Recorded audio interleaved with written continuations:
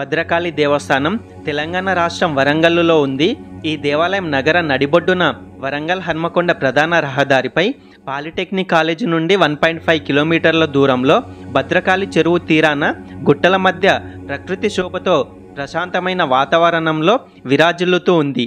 శ్రీ భద్రకాళి దేవి విగ్రహం దాదాపు 9 అడుగుల ఎత్తు, 9 అడుగుల వెడల్పుతో కన్నుల పండువగా అలరారుతూ భక్తులను కటాక్షిస్తూ కనిపిస్తుంది.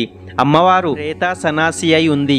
ఆమె 8 చేతులతో, కుడివైపు ఉన్న 4 చేతుల్లో ఖడ్గము, చురిక, జపమాల, డమరుకం, ఎడమవైపు ఉన్న 4 చేతులలో గంట, త్రిశూలం, చిన్న మస్తకం, పానపాత్రలు ఉన్నాయి.